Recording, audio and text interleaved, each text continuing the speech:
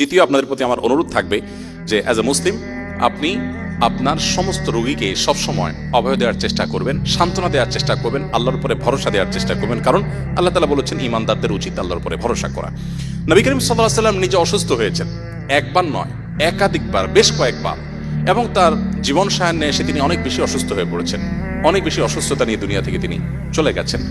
আপনারা চিকিৎসা সেবার সাথে যারা সংশ্লিষ্ট আছেন, নবী করিম সাল্লাল্লাহু আলাইহি ওয়াসাল্লামের গুরুত্বপূর্ণ একটি সুন্নাহ আপনাদের প্রতিটি পেশেন্টের সেবা দেওয়ার ক্ষেত্রে আপনাদের জান্নাতের পথকে অনেক বেশি সুগম করতে পারে, আর সেটি হলো মানুষকে আল্লাহর ব্যাপারে তাওয়াক্কুলে অভ্যস্ত করা, আল্লাহর ভরসা দেওয়া, নির্ভরতা দেওয়া, অভয় দেওয়া, সান্ত্বনা দেওয়া, এবং সেই সাথে আল্লাহর প্রতি যেন মানুষ আস্থা রাখে সেজন্য মানুষকে শুরুতেই বলে রাখা। এটা আমাদের নবী করিম সাল্লাল্লাহু আলাইহি ওয়াসাল্লামের গুরুত্বপূর্ণ সুন্নাহ ছিল। তিনি সবসময় মানুষকে অভয় দিতেন এবং সান্ত্বনা দিতেন এবং আল্লাহর উপরে ভরসা রাখতে শেখাতেন। এটি আমাদের জন্য গুরুত্বপূর্ণ একটি বিষয়। তৃতীয়ত যে বিষয়টি বলতে চাই তা হলো রোগীর সেবা দেওয়া, রোগীর শুশ্রূষা করা। এটা কিন্তু